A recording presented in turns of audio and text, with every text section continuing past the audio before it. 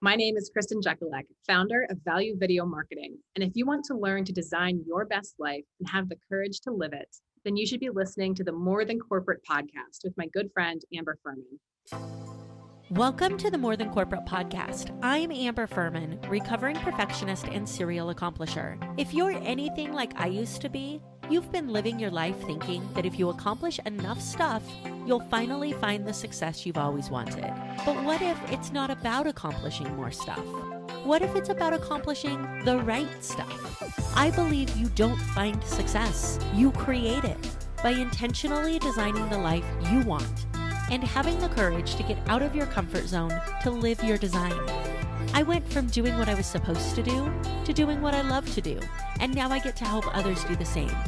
Keep listening as I chat with inspiring people who make it their mission to live their best life every day and learn how you too can live the life you've always wanted.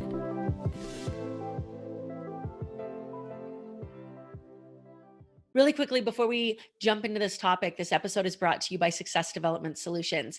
Do you wish that you could be more productive? Do you ever wonder why you set goals and then you let that fizzle off and you don't take the action that you need to take? If you answered yes to that, I've created a productivity masterclass that helps you get clear on what you want, why you want it, and then gives you the steps necessary to bring your dream life into a reality. Yes, you're going to get tools and resources to help you draft your day, and you'll also get knowledge and information on how self-sabotage works, how your mind is working to keep you safe. Harness the power of your unconscious mind to start to move you closer to your goals. For more information on this 5-day masterclass, head over to productivity.successdevelopmentsolutions.com. And I really look forward to helping you design the life you've always wanted. Krstin, thank you so much for coming on the show with me today. I'm so excited to have you.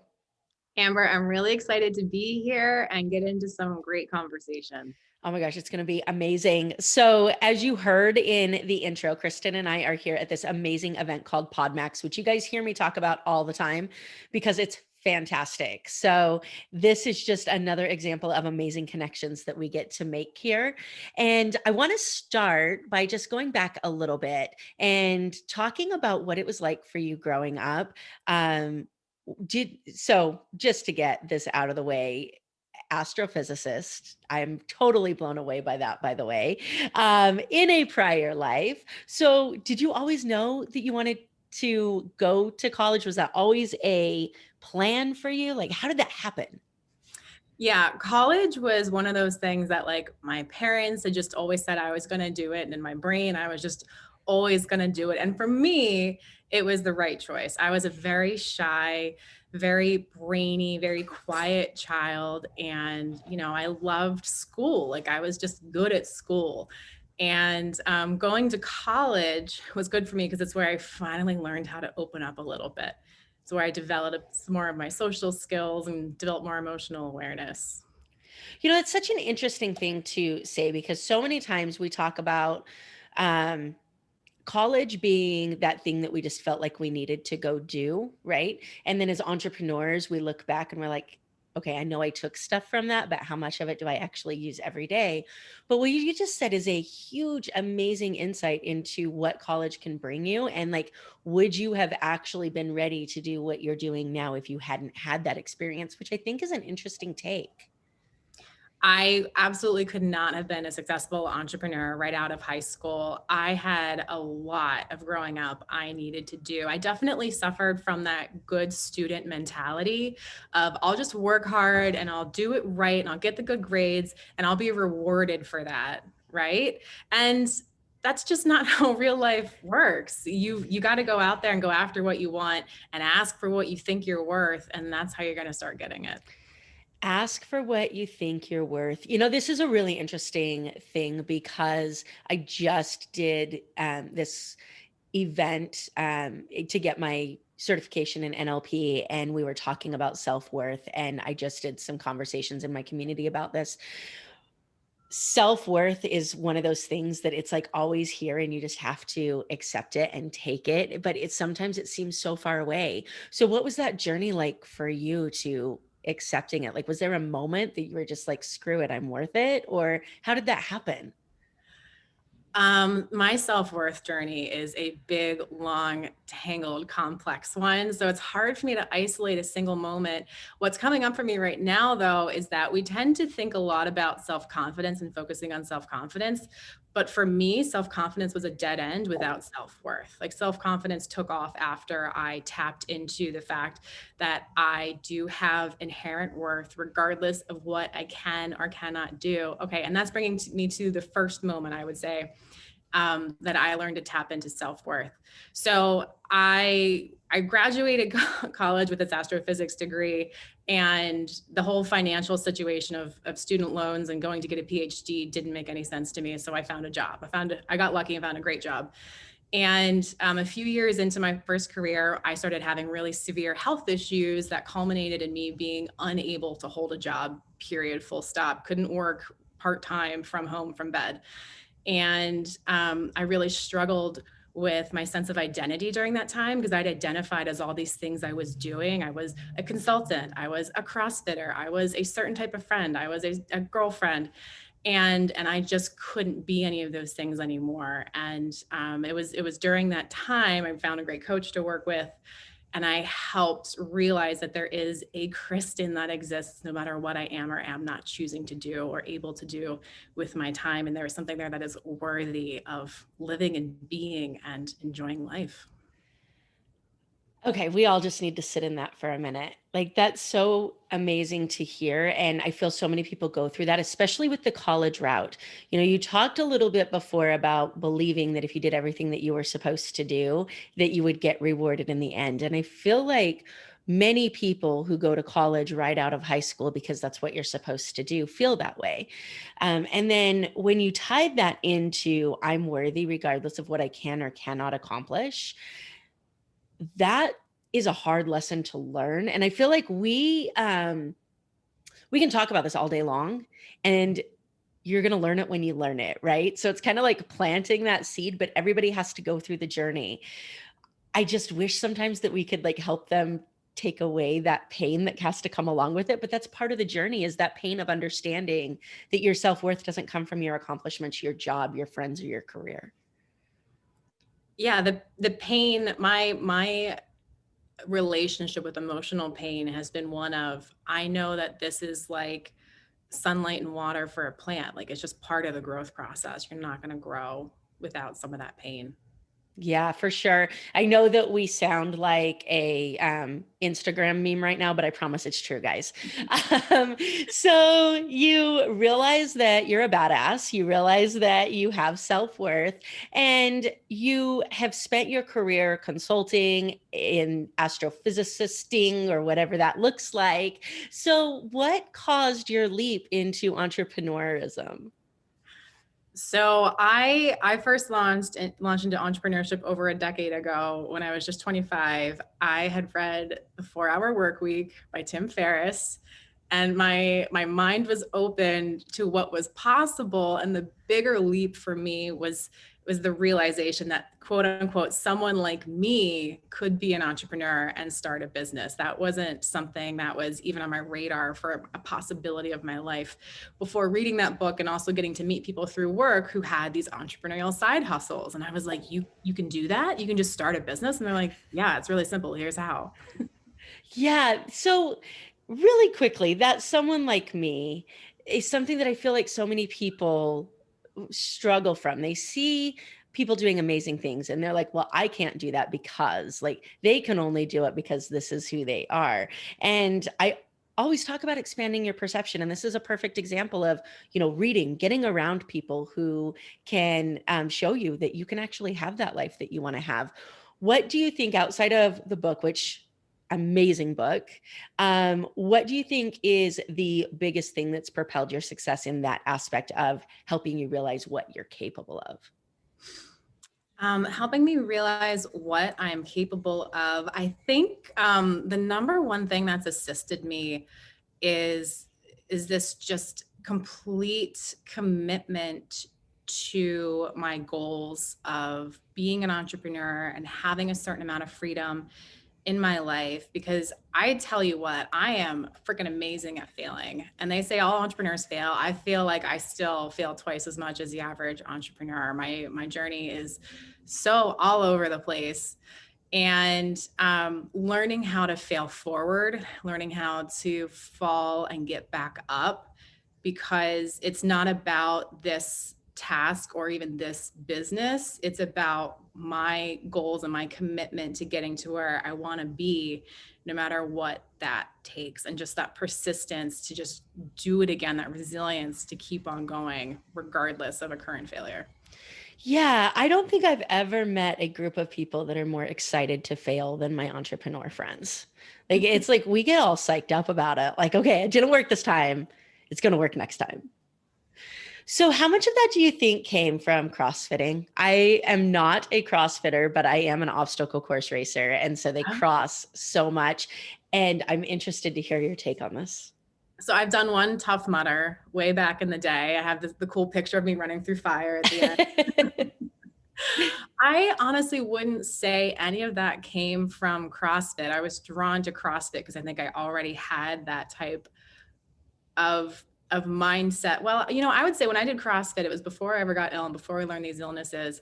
I was definitely the type A perfectionist who was going to accomplish whatever she thought she should do. And I thought I needed to be fit to be healthy. So like, it didn't matter how I felt while working out. It was just about, okay, I'm going to blindly do this thing I think I'm supposed to do without checking in. Like, does this feel good? Is this what I want? Do I want to keep doing it? And I don't think I'll ever go back to CrossFit because it's so much about pushing yourself in disconnection with how you actually feel and what you actually want in that moment. I can't go back to that. That's an interesting perspective. And I love it. I've never thought about it that way. And it's interesting because I've never really been able to put my finger on it. But the healthier I've gotten mindset wise, the further away I've gotten from endurance obstacle course racing. And so when you say it like that, I think what it came down to for me was I don't feel the need to prove myself to anyone anymore. And so there's so much of that event that is proving to myself and proving to others that I can do it. And I'm like, I just don't need to do that anymore.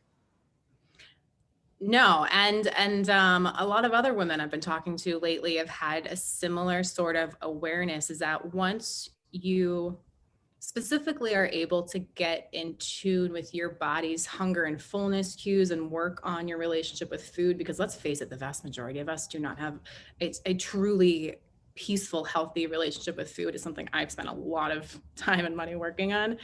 Once you can get into that place with your body and your food, you no longer have to worry about your activity levels dictating the size or shape of your body. Your body can be a certain size and a certain shape, regardless of what you are or are not doing, and not through control, but through connection with your body. So once you heal that, the draw to intense exercise starts to dissipate for a lot of people. Yeah, I definitely agree. The community is a different story. I'm totally drawn to the communities for sure.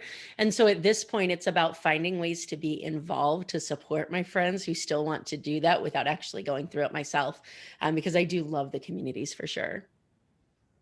That is one thing I missed, is like my CrossFit community. We were thick as thieves while we were all there. Different story when I couldn't CrossFit anymore, which is a little bit eye-opening of like, either you're in or you're out. Yeah, for sure. For sure. So you transition into video marketing, which is what you do now, correct? You, tell us a little bit about your business that you have now, and how your leap into entrepreneurism, how to play in that. So like I said, my entrepreneurial journey started over a decade ago, and I've had a mix of failures and successes along the road. And my value video marketing business is born out of a failure. So I had been launching a coaching business, a resilience coaching business, specifically because that's something I've really been able to master in my life. And I see how important it is to help other people become resilient through those really hard, painful times. And then COVID hit and all my in-person events were canceled and I just switched to online. So I started creating marketing videos for my resilience coaching business. And within a couple months, I had a lot more business owners and professionals interested in my marketing videos than I did in the coaching services I was trying to sell. So it being in the middle of the pandemic and everything that was going on, me having that entrepreneurial mindset, I was like, okay, there's a clear pivot for me here. There's a demand. People want to pay me for this stuff today. I'm going to move into video marketing. And it's been honestly the easiest, breeziest business I have gotten started to date. So it's been a fantastic move for me. And I've learned that it's something I'm good at. It's something I enjoy doing. It's something people enjoy working with me to do, and they love the results. So like, it's just an awesome scenario all around. I wish I'd found this sooner. So wait a minute, you're telling me that you actually get to like make money and love your job, and that's a possibility in life? It's a possibility. Who And knew? and it's not following my passion per se, which is a big thing for me. Like I was doing the resilience coaching, so I was like, that's my passion. That's what I'll do. And following my passion led me here, which I'm very happy and satisfied with, even though this work isn't, let's say, my passion. That's a super important point, because I do feel like we get so caught up in the why. And I'm a huge believer of starting with why and understanding the purpose of what you're doing. So I'm not bashing on that in any way, but we get so caught up on that we believe if it's not our passion, we can't do it. If it's not our passion, we have to like stick with following our passion or else we fail. So that's a really interesting comment, and I'm glad you brought that up. Yeah. And one other thing I found is that whenever you make your passion your full-time job, your passion becomes drudgery because you have to do it now. Your passion actually gets in the way of creating a great sustainable business, oftentimes, at least it did for me. So I can still pursue my passions in my own life, and I can do it in pro bono volunteer ways for other people, and that's still there. But I can focus on stability and fulfillment as opposed to just passion too. Yes. So, one of the things that screams out at me with this story is your ability to be laser focused on something and then see this opportunity out of your peripheral vision and take it. I feel like so many times we're like, I got to make this work. I got to make this work. I've got to make this work. What was that like for you? Was it something that was just natural, or did you fight it for a little bit? My personal life saying is have a plan to deviate from. Ooh. Because that's honestly how I've lived most of my life, and it tends to work out well for me. Like I will devote myself to whatever I'm doing right now, but the moment I notice something better, I will make a hard right turn towards it. So how do you avoid then the constant jumping? Like what goes through your head? What are you thinking about when you're making the decision of whether to deviate, so you're not just jumping platform to platform or idea to idea? So it's about making a pivot and not being flighty. So it's really about like the moment you notice that you don't make the decision, then you notice that and you say, "Huh, that's interesting," and maybe you start learning a little bit more. You start thinking about it. You mull it over with a couple friends. You get some input on that, and you wait for it to hit you over the head a few times. Like I had gotten asked repeatedly about my marketing videos before I decided to make that jump, but I had to kind of see that proof of how strong of an idea it was, how strong the demand was for that before I realized how much of a better path it was going to be for me. I love it. So, all right, I'm going to maybe push some buttons here for just a minute, but I I'm open was to it. I in love it. I love it. I was in Clubhouse, which if you haven't heard of Clubhouse, go. By the time this episode comes out, Clubhouse will probably be, well, it's going to be bigger than it is now. But I was in Clubhouse and I was listening to someone talk, and they said, I don't work with people who have a plan B. And I thought, what? And so for me, I see both sides of this coin. And one of my absolute favorite videos that got me through some really hard times was a commencement speech by Charlie Day. And he says, I don't believe in having a plan B because it muddies up your plan A. And I heard that and I was like, oh my God, that's so true. So now I just have multiple plan A's. So for somebody like you who's talking about having a plan to deviate from and always keeping your options open, what is your feeling when someone says, I won't work with somebody who has a plan B? That there's a few things that go through my mind. The first thing being, it's okay if I'm not for everybody. I don't have to be the right fit for every person on this planet. And, in order to make something your plan A, you have to have a certain amount of belief in it. You have to have a certain amount of proof that it's a good path to go in, or at least a certain amount of conviction that it's a good route to go in. And, if money didn't matter for me, if I could have gone 2 years without an income, figuring out how to sell resilient services and building up enough of an audience, and like, if that was an option for me, like, I would have stuck with that. But realistically, I needed income sooner than that. And that's kind of the path that I was on, like, not just any income, but I needed consistent income long before that. So I had to weigh my desires and ideals against my practical daily needs. And that was where I ended up. And what helped was that, doing videos, there's a lot of scripting that I do in my work. And I've been taking writing courses on how to do like short, concise, story writing for business applications. So like there is an element of things that I'm passionate about in the work that I get to do now. I'm not abandoning passions. It just isn't like my primary passion. So I would say, yeah, cool. If you don't want to work with me, that's fine. And for the people who understand and appreciate that some of us have other priorities than just our desires and our ambitions and our drive, then that's cool too. Let's work together.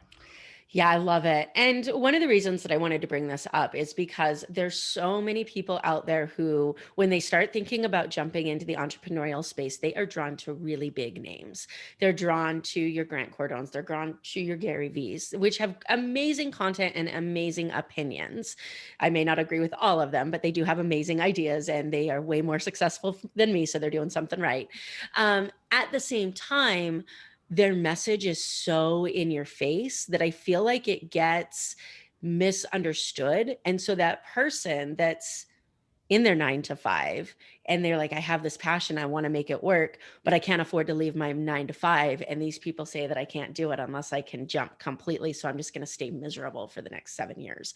Like, I feel like that gets lost in that process.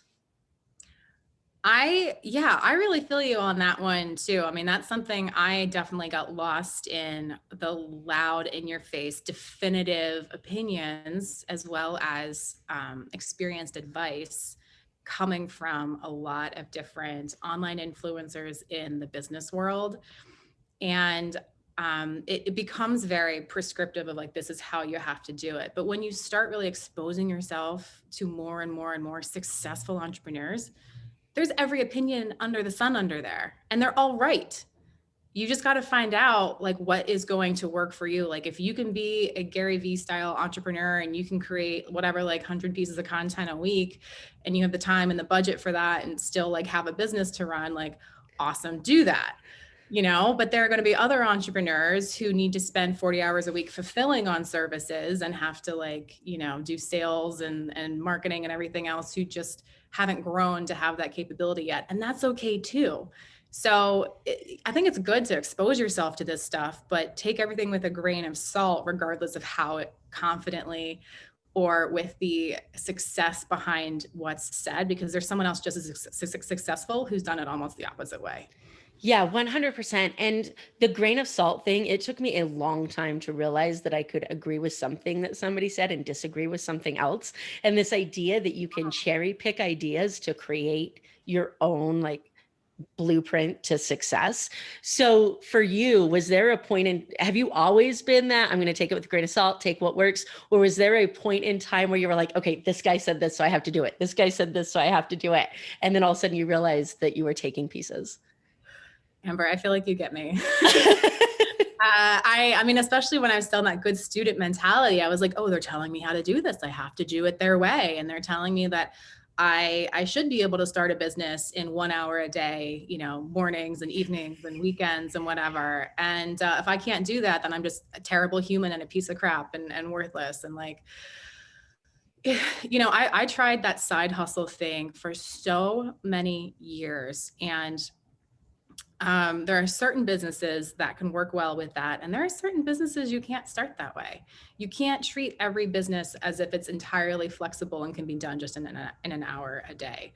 I personally haven't found like lasting business success until I've gone in 100%, quit the job, completely relying on myself. But I have had so much experience in this. I've learned so many things over the way. I have some really amazing mentors in my life I can tap into whenever I need some guidance. That it felt like a good thing to do. I'd also build up my savings a lot, having been in the workforce for so long, that it made it a more comfortable decision for me. I don't have kids yet. There's a lot of reasons that was the right thing for me to do. And it's also just how I work. I don't work in 1 hour chunks. I need to sit and get into a flow with something in order to do it well enough. So Yeah, I tried to work on that 50-minute block idea once and I was like, I just got started. Like it took me 25 minutes to get focused. I just got yeah. started. If I do that, I'm working like, 40 minutes a day. So I want to talk about what you just said in relation to not being successful until you went all in, because there's this cart and the horse scenario for me. I 100% agree with you that I didn't find success until I went all in. What I don't know is whether it was the act of going all in or the act in believing in myself enough to go all in that made me successful. And I'm interested in your take on that. Um, it's hard to say for somebody else because the older you get, the more you live, the more you see that there are a million ways to do something right and to do it well, and it really comes down to the person and the situation that they're in. For me, it was a combination of having the confidence in myself and in my support network, and in my resources I had available to quit the job and go all in on entrepreneurship. So it was definitely partly that mindset that I started out with, but it also helped that I had the right things and people in place to support me through that journey. So, like full honesty here, I've done the quit my job and go all in thing years ago before I was actually ready. And I ended up almost going broke and having to go back to consulting again.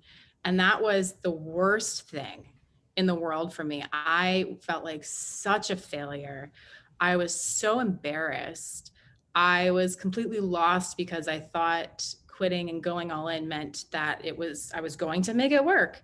And I kind of had to just like set that stuff aside for a while, just work kind of like like my wounds and reflect on what went wrong. And I realized that I really didn't have enough of the things I needed, and I also wasn't the person I needed to be to make that successful at that time. There was a lot of work I needed to do on myself I could before I could truly go all in business. Yeah, not to be a failure advocate, but I am, that you wouldn't have found those things if you didn't fail, right? So it's so important to just figure out what works for you and go out and try it and give it a shot and then fail. And the most important part of that process is what you just said, evaluating what works, evaluating what you could have done better, because otherwise you're just failing over and over again. But it's that evaluation and adjustment time afterwards that makes the difference. It's not that you fail, it's what you do with it. It's how you get up and keep going. Because if I had never tried entrepreneurship again, I would have failed at entrepreneurship. But because I kept going, even though it took me years, I'm finally at a place where I have a business with stable, consistent, growing revenue. Yeah, I love it. And this is why I love these conversations with people like yourself, because we have this amazing ability as human beings to sabotage our own success by comparing ourselves to people who are like 10 years ahead of us in the process and forgetting that they're 10 years ahead of us in the process. And so then we say, oh, well, look what they're doing. So I must not be able to do it because I can't do that. And we don't think about the fact that 10 years ago, they were us. And so I love these conversations of what you went through to get to where you are, because the people that are hearing that are going to get so much value from it. Mm-hmm. Yeah, it's one thing to hear it and it's another thing to believe it. Yeah. I used to even put in my head like, oh, well, they must have been this person when they started and they must have had this skill set and they must have just been better at this than I am. And the honest answer, having known some of these entrepreneurs and like talking to them honestly about their actual histories, they weren't better at most of those things. Everyone has some talent where they're better at something than other people, and that's fine. But it's just really about that hustle and grind and just going for it. Yeah. And eventually finding your people for sure. So I agree with you on that. I think that the people that I've talked to the most in this entrepreneurial space, they surround themselves with people who can do what they can't. And eventually you hit a point where you drop the ego and realize that you don't have to do it all in your business, that you don't have to be good at it all. And I recently just hit that point where I was like, I got to do this. And I was like, I don't want to micromanage you, but I need you to do it the way that I want you to do it. But I'm not going to tell you what that is because I'm not going to micromanage you. So Star Wars my mind. So I'm interested, if you're willing to share, where did you start hiring out for your business? So for me, it started because I have my law firm and then I also am a business coach. And so it started showing its head in the law firm because I had my assistant and yet I never really let her actually assist. So she would do things and then I would constantly be hovering over her shoulder. But then I'd be like, I'm not the micromanager. And she'd look over at me, like feeling my breath on her neck, like, okay, if you say so. So it was like eventually my law firm grew to the point that I couldn't be in every place at every time. And I was forced to let go of control because I wasn't sleeping. So it was like somebody else does this or it doesn't get done because I need my bed. That sleep piece, people are too quick to sacrifice sleep. I think it's a killer. I agree. So before we jumped on, we were actually talking about this amazing passion that you have for all things health, which I think so many entrepreneurs get to eventually out of necessity. So for you, let's actually talk about the sleep piece for a minute. How do you balance what you're doing with your career, what you're doing with your mindset, what you're doing with podcasting? Like, how do you juggle all of your rings and still make sure that you get what you need health-wise? Because I put my health needs first. And this comes out of me working on this health stuff for over a decade at this point. And if I don't prioritize my health, things go sideways very quickly for me, much more quickly than they would for other people. So it is just like, okay, I'm going to go to bed around this time and I have to start getting ready for bed earlier than that. And like, that is just my set in stone timeline. And everything else falls into place after that. It is the only way to guarantee that you are going to get the sleep you need. And even then, like we've had some pet issues this week that have dramatically interfered with our sleep, and the dog's okay and going to be okay. But it makes things so much harder when those sleep interruptions do come up. So it just has to be your foundation. You literally have to treat it like your foundation. It's there, it doesn't move. Yeah. So before I dig into how important that is, I have to know, what kind of dog do you have? Doberman. Oh, yay. How old is he? He's 6. Oh, so adorable. I have a 7-month German Shepherd that is at daycare today so that I can pod max. So yeah, I love dogs. So anyways, back to the task at hand. At what point did you decide or realize that by structuring your routine in a way that put your health first, that you were taking control of your life instead of losing it? Oh, I love the way you framed that, taking control of it instead of losing it, because we tend in in the US, in the society, we tend to frame it the other way. We take control by sleeping less. Wow, that was just so profound. I'm kind of like sitting with that for a second. I loved it. Amber, amazing. So It's a personal journey. It's not like, I appreciate that. And at the same time, believe me, I've struggled with it. Like, nobody's going to tell me I have to go to bed. I'm going to stay up till midnight. I'll show you. So yeah, it's personal journey. it's the kind of thing for me, I had to commit really, really hard to finding what I needed for great sleep. And honestly, it's a lot of things. It's been a journey just to discover what I need to sleep well. But once I committed to that, to figuring it out, and there's just a certain amount of time where you just got to trust the process. And once you get like a week of like good sleep, like not just lying in bed for 8 hours, but actually being asleep for 8 hours for a whole week. And the way you feel, you're like, oh, I didn't even realize how crappy I felt. I didn't know that I was like accepting mediocrity until you get that experience of like, this is what I could feel like if I just sleep more. Like, hell yeah, I'm more productive. I'm more focused. I'm more myself. I feel like a better friend. I feel like a better fiance. Like everything just gets better when you sleep more. I love it. So I'm interested to know, and this may be a hard question to pick just one of. When I think about where my life is right now, there are so many moments throughout the day that I look back and think, holy crap, 10 years ago, 8 years ago, 7 years ago. And the biggest one for me that comes to my mind that causes me to ask this question is I'm now a morning person. I'm up at like 4:30 to 5 every morning. And I used to be like 11. Don't ask me to do anything before 11. So it's kind of the example of what I'm thinking in my head. What is it that you think of when you think of your life now and you think back to 8 to 10 years ago, and you never thought you'd be doing what you're doing now, as far as like routine wise? That's a tough question for me because it was 2010 when my health issues started. So um honestly, like 10 years ago, I didn't know that I would be able to work full time again, walk freely, be able to read a book again. Like that's my honest 10-year, even 8-year answer with that one, is just having a choice in how to move my body and spend my time. Having a choice on how to move my body and spend my time. That's powerful, Krstin. It's really powerful. When you think about that, how much gratitude are you filled with the life that you have now compared to that? Like gratitude isn't even the right word for it. It is a profound appreciation for these choices I get to make.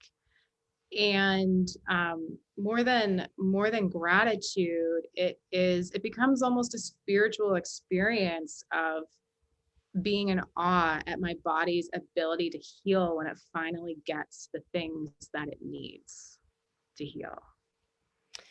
And we know from prior conversation that the pain is part of this process. But for that person who hasn't figured out yet that with or without the medical emergencies, that they have control over how they spend their time and what they do with their body, what resources do you think they need?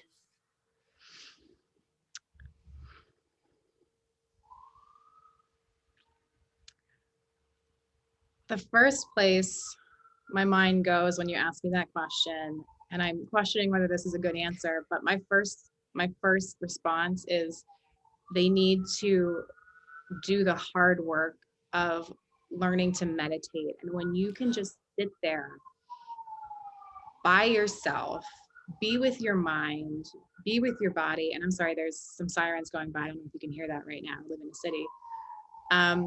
If you can just be alone with yourself for even just 10 minutes a day, and bump that up to an hour a day. And you just see how uncomfortable you really are just sitting. You can have profound experiences in what your life is doing to you, the way you're living it. And I know it's extremely hard for most of us. So that's why I say I would recommend doing the hard work of just sitting there with yourself. So powerful. I feel like I could talk to you about this for hours. We don't have hours, unfortunately, but I'm sure this will not be our last conversation. Before we wrap up, video marketing is where you spend your world now. What is the biggest piece of advice for somebody who's out there saying, number one, what is video marketing? Or number two, why do I need it? So value video marketing specializes in two things. On one side, we have monthly SEO optimized video content simply delivered for companies who are already investing in SEO and want to amplify the results they're getting from SEO, while also producing consistent monthly video content anywhere from twice a month to twice a week. And then on the other side of value video marketing is I help professionals look more professional wherever they're virtual through simple video trainings. So working with sales teams, working with companies who put on a lot of virtual events and want to maintain the look and feel of all of their virtual events. I've also worked with individuals who want to amplify their online video marketing presence. I do a lot of coaching on how to create effective and useful marketing videos that help your audience see you as an authority, remember you regularly, and want to work with you. That's amazing. So it sounds like everybody needs this, even if they're not aware that they need it yet. So where can they find you? How can they get a hold of you for more information? The best place to connect with me is going to be to go to my LinkedIn. You can type in my name, Kristin Jekielek. That'll be spelled somewhere in the show notes. I'm the only one on LinkedIn with that name. And that's where you can DM me if you have any questions or follow along. I try to post weekly content there. I love it. So I need to move into the success element of this podcast. This is the More Than Corporate podcast, and we talk about defining success. I believe that we don't find success, we create it by being intentional about our life and intentional about what we want. So for you, what does success mean to you, and how do you particularly define that? First and foremost, like under the bullet points of success for me, and the top one is time and resources to invest in my health, to give myself what I need, even as that changes.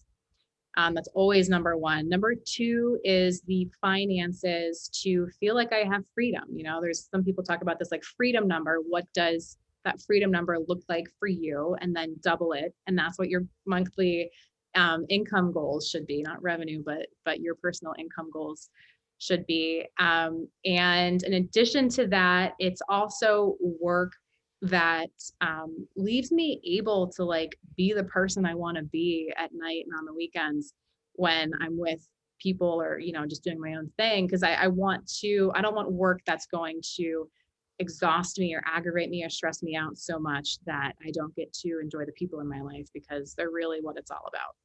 I love it. I love it. Before we wrap up today, I would love to do a quick random round and put you on the spot for just a minute. Are you okay with that? Totally okay with it. All right. If you could have any profession other than what you're doing now, what do you think it would be fun to attempt to do? I still think it'd be fun to try to be an astronaut, because I want to be up there looking down on Earth, from the spaceship, from Mars. Like, I still think that would be the coolest experience in life. Be amazing. So when you went to school and you became an astrophysicist, was that your goal, or was that the intention? No, it wasn't my intention to be an astronaut. I always realized that they had to go to school for a very long time. I wasn't that interested in school.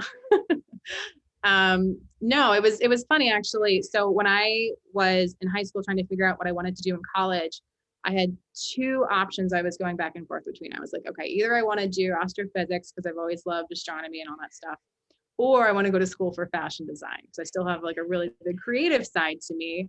And I kind of like came to the decision that like, okay, I can go to school for astrophysics, and then I can just kind of like dabble in like fun creative stuff on the side and still fulfill those parts of me. That's awesome. And thanks for making the comment of just how educated astronauts are, because I think people forget that sometimes. They just think they're the person that like drives the ship, and it's insane how much schooling they have and how smart they are. Yeah, they'll have multiple masters, multiple PhDs. They're insanely physically fit. They have to have like a certain psychological profile, which I definitely wouldn't have fit anyway. That's amazing. If you could time travel, where would you go and why? If I could time travel, oh man. I'm torn between going like way into the future and seeing what life is like and what technologies are like versus going back to like pre-civilization time when humans just lived in tribes and seeing what life was really like, like did we really live healthier then? Did we really live less healthy then? I don't know. I wonder about that sometimes. Yeah, to keep up with health trends, though, you don't have to go back that far. You have to go back to like yesterday to keep up with health trends. I feel like they change every day. That's amazing. All right. I love all of the resources that we've talked about today. If you could give a new entrepreneur or somebody who's getting ready to jump into this space, one resource that you think would help their journey from the business side, what do you think that would be? Book, podcast, whatever that is. If you were only going to read one thing, man or woman, I would recommend this book called Built to Sell. It is all about building a business that will enable you to have an asset that you can actually sell at some point in the future when you are ready to either be done working or move on to something else. I love it. And when you're listening to content, do you prefer to listen or read it? Do you prefer books or audiobooks? I prefer reading. Okay, me too. Me too. That doesn't surprise me with the amount that you have to read for the education that you have, for sure. All right, last question. And this is purely selfish because I'm a music nerd. What is your pump up song? What do you listen to when you're having those moments that you need to pump yourself up and you can't have a bad day? When I need to get pumped up and I can't have a bad day, I don't have a single song that I listen to, but I will basically put on some like really Latin like club dance music, like Calabria or something, and just like dance it out for a few minutes. That gets me hyped more than anything. That's crazy. I love that idea. Where are you from? Where are you from? I live in Philadelphia. I've lived in okay. most of my life. Do you have Latin roots, or where did this love for Latin music come from? No, it's just, I got into salsa dancing after moving to Philadelphia over a decade ago. And like, it just, I don't know, just getting a really good salsa groove. I love it. I love the dance moves you got going on. That's amazing. One last time for everybody listening, how can they reach out to you to continue this conversation, to talk about any of the things that you are passionate about that we've talked about today, or to learn more about the amazing videos that you can help them create? The best place to connect with me, to message me, to learn more about what I do is going to be my LinkedIn.